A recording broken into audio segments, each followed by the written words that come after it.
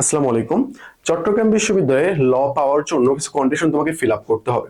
যে কোনো ইউনিভার্সিটিতেই পরীক্ষা দাও না কেন, ল পাওয়ার জন্য তোমাকে অবশ্যই কিছু না কিছু কন্ডিশন ফিল আপ করতে হবে। রাবিতে কিন্তু আবার রিটেনের ব্যবস্থা পর্যন্ত করছে, বাট রাবিতে আবার তারা জিপিএ কন্ডিশন দেয় না, কিন্তু চবিতে আবার জিপিএ কন্ডিশন রয়েছে। তো প্রত্যেক ইউনিভার্সিটি কিছু আলাদা আলাদা ক্রাইটেরিয়া থাকে, এটা ফলো করতে হয়।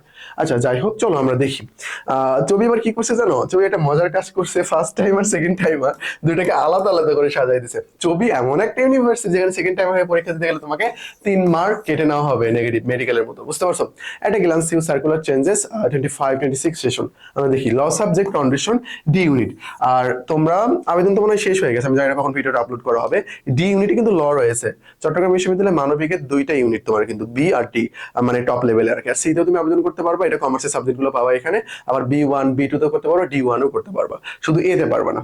ওকে, ল সাবজেক্ট পাওয়ার জন্য তারা ফার্স্ট টাইম আর সেকেন্ড টাইম আর দুইটাকে আলাদা আলাদা করে দিয়েছে, বুঝতে পারছো। ফার্স্ট টাইম আর সেকেন্ড টাইম দুটোকে আলাদা আলাদা করে দিচ্ছে। দেখো, এসএসসি 23, এইচএসসি 25, এরা কারা? এরা হলো ফার্স্ট টাইম।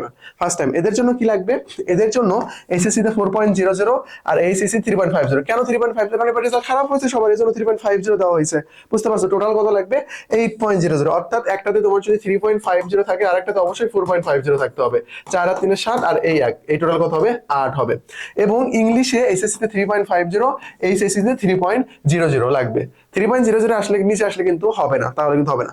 তাহলে আমরা লর ক্ষেত্রে দেখতে পাচ্ছি জিপিএ কন্ডিশন আছে, এইচএসসি এইচএসসি দুইটাই, আবার ইংলিশ সাবজেক্টের কন্ডিশন দিছে। আর রাবির ল পাওয়ার জন্য তোমাকে কিন্তু আবার কি করতে হবে? ইংরেজি পরীক্ষা দিতে হবে। ওখানে ওখানে তোমার ইসে দেবে, তারপরে তোমার কম্প্রিহেনশন দেবে, এগুলো কিন্তু আসবে। ল সাবজেক্ট পাওয়ার জন্য যদি তুমি সেকেন্ড টাইমার হও, সেকেন্ড টাইমের কোনো ক্ষমা নাই। মানে এসএসসি 22, এইচএসসি 24, তাদের জন্য কি লাগবে? তাদের জন্য দুইটাতেই 4.00 লাগবে, দুইটাতেই 4.00 লাগবে। ফার্স্ট টাইমারদের জন্য একটাতে 3.5 লাগছে। আর টোটাল কত হবে? 8.50। আর ফার্স্ট টাইমারদের জন্য কত ছিল? 8.00 ছিল। ইংলিশে এসএসসি এইচএসসি দুটাতেই 3.50, ফার্স্ট টাইমারদের জন্য 3.00 ছিল। আর সেকেন্ড টাইমারদের জন্য 3.50 লাগবে এইচএসসি তেও, বুঝতে পারছো। তাহলে এই যে কন্ডিশন গুলো কিন্তু তারা উল্লেখ করে দিয়ে দিচ্ছে এখানে। ওকে, এটা কিন্তু ভয়ঙ্কর একটা কন্ডিশন, একেবারে ভয়ঙ্কর একটা কন্ডিশন। এটা একটা স্ক্রিনশট দিয়ে নাও। ওকে, তারপরে আমি যদি তোমাকে বলি পাস মার্ক, এই পাস মার্ক সম্পর্কে তোমাকে কিন্তু অবশ্যই জানতে হবে। আমাদের চ্যানেলে অনেক ভিডিও আছে, বা আমি এখানেও দেখাচ্ছি, তোমার স্ক্রিনশট নিতে পারো।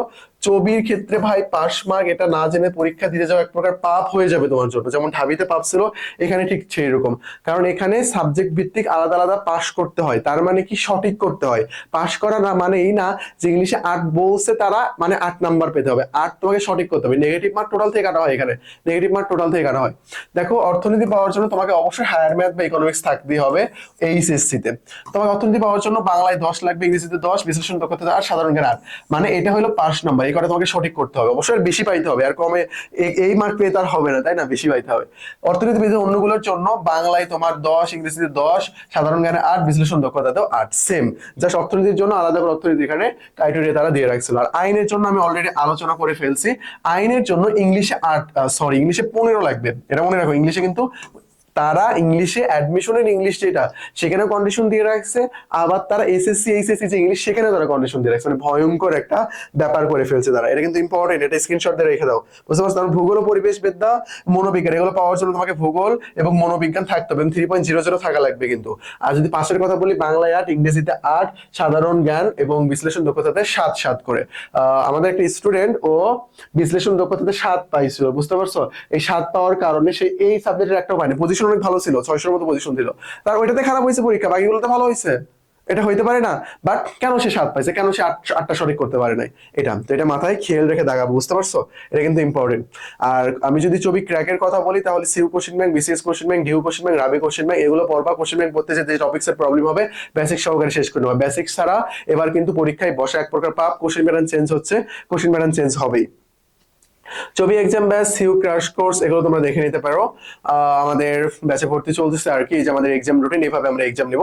আমি ব্যাচ সংক্রান্ত ডিটেলস বলবো না তোমাদেরকে, তোমরা জেনে নিও এখান থেকে, বুঝতে পারছো। আমাদের এক্সাম ব্যাচটা অনেক সুন্দর, চবি এক্সাম ব্যাচ মানে আমাদের ডেডিকেটেড চবি এক্সাম ব্যাচটা অনেক সুন্দর করে সবকিছু মেক করা হয়েছে। এই যে নাম্বার, এই নাম্বারে ডিরেক্ট পে করে তুমি ভর্তি হয়ে যেতে পারো। আর জিকের জন্য আমাদের এই যে 2টা বই রয়েছে, আলটিমেট সাজেশন আর আলটিমেট এমসিকিউ প্র্যাকটিস, দুইটা অনেক সুন্দর করে সাজানো। যারা আলটিমেট এমসিকিউ সাজেশন, সরি, যারা সাজেশন পড়ে ফেলছো, তোমরা এমসিকিউ প্র্যাকটিস বইটা পড়তে পারো, মাত্র 160 টাকা। অনেক সুন্দর করে বিষয়গুলো উপস্থাপন করা আছে, বুঝতে পারছো। এই যে আমাদের টেলিগ্রাম নাম্বার, অ্যাডমিশন সংক্রান্ত যে কোনো প্রবলেম আমাদেরকে নক দেবা, আমরা তোমাকে সলভ করে দেবো। তো আজকে এই পর্যন্তই। আসসালামু আলাইকুম।